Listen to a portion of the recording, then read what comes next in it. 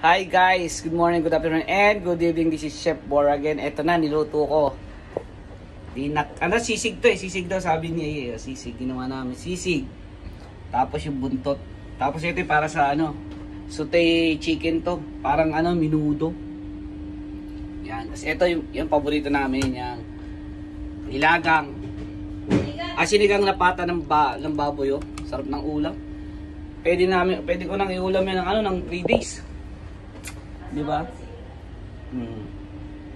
Okay guys, kaya tandaan nyo, Jay Snicks and Jobert Roque, kay paring Joel, at yung dental clinic ni Day, nyo na lang sa Maligaya at sa East Avenue.